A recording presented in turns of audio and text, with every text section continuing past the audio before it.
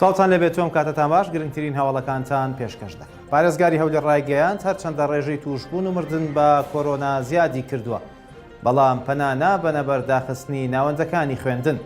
ئومێد خۆشناو پارێزگاری هەولێر ئەمڕۆ لە کۆنگرەیەکی ڕۆژنامەنووسیدا باسی لەوە کرد ڕێژەی تووشبوون و مردن بە کۆرۆنا زیادی کردووە و لە هەندێک ناوچەشدا فشار لەسەر نەخۆشخانەکان دروست بووە. ئاماژەی بۆ ئەوەش کرد لەسەر ئەو پرسە سبەینێ لیژنەی باڵای ڕوبەڕووبوونەوەی کۆرۆنا لە هەرێم بە سەرۆکایەتی وەزیری ناوخۆ کۆ دەبێتەوە تایدا راپۆرتی وەزارەتی تەندروستی و ڕێکخراوی تەندروستی جیهانی پێشکەش دەکرێت، بەڵام بژاردەی سەپاندنی دووبارە قەدەغی گشتگیر و ڕاگررتنی دەوام بە هیچ شێوەیەک بیریان لێ ناکەنەوە. ماوەی چەند ڕۆژێکە ژمارەی تووشبوون و مردن بە کۆرۆنا لە هەرێمی کوردستان زیادی کردوێتەوە، بەو هۆیەشەوە دەنگۆی داخستنی ناوەندەکانی خوێندن بڵاو بووێتەوە.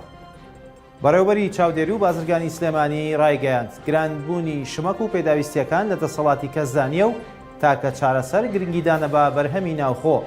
سۆران عەبدولغەفور بەڕێوەبەری چاودێری و بازرگانی سلێمانی ڕایگەیاند ئەو شمەک و کاڵایانەی دێتە هەرێمەوە لە سەرچاوەکانیانەوە گران بوون، بۆیە ئەمە لە دەسەڵاتی کەسدا نییە و دەشڵێت تەنها چارەسەر گرنگیدانە بە بەرهەمی ناوخۆ. ئاماژی بۆ ئەوەش کرد شوێنێک لە شوێنێکی تر گرانتر کاڵایەک دەفرۆشێت ئەوە جیاوازە و دەچێتە چوارچێوەی گرانفرۆشیەوە.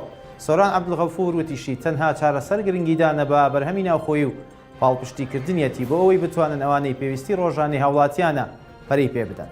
بۆ 15هەمین ڕۆژی لەسەر یەک مامۆستایان یوانەبێژ هاتنەوە سەر شەقام و داوای دامەزراندنی هەمیشەیی دەکەن. ئەمڕۆ مامۆستایان یوانەبێژ لە سنووری سلێمانی و هەڵەبجە و ئیدارەی گەرمیان و ڕاپەڕین و لە بەردەم ئەنجومەنی وەزیران لە هەولێر گرت بوونەوە و ناڕەزاییان دەربڕی و داوای دامەزراندن دەکەن. مامۆستایان یوانەبێژ دەڵێن ئەگەر حکوومەت لە خەمی پەکنەکەوتنی کەرتی پەروەردەدایە با بەدەم داواکاریەکانیانەوە بێت کە مافێکی ڕەوای خۆیانە و دەبێت دا بمەزرێت. مامۆستایان یوانەبێژ ئاماژەیان بۆ ئەوەش کرد سوورن لەسەر بایکۆتکردن و بەردەوامیدان بە گرتبوونەوەکانیان تا ئەو کاتەی داواکاری دامەزراندنیان جێبەجێ دەکرێت.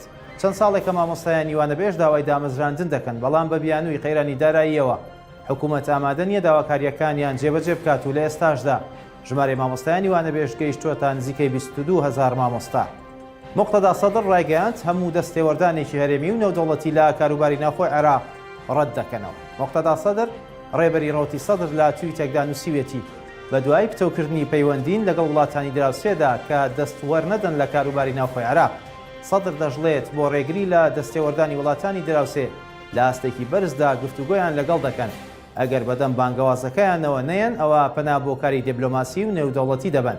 ڕێبەری ڕەوتی سەدر هۆشداریشی داوەتە وڵاتان لە دەستوەردان لە عێراق و نووسیوێتی ئەوانەی دەستێوەردان لە عێراق دەکەن ئەگەر واز نهێنن ئەوە پەیوەندیە ئابووری و دیبلۆماسیەکانیان لەگەڵیاندا کەم دەکەنەوە. هاوپەیمانی فەتەح سەرسوڕمانی خۆی لە پەیامەکەی ئەنجومەنی ئاسایشی نێودەوڵەتی لەبارەی هەڵبژاردنەکانەوە نیشاندا.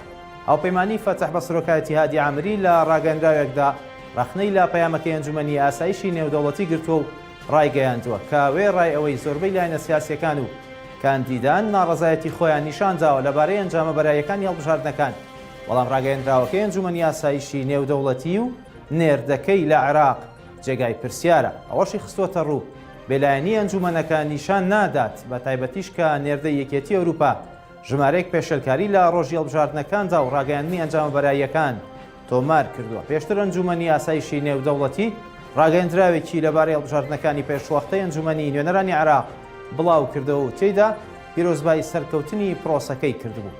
خواتان لەگەڵ.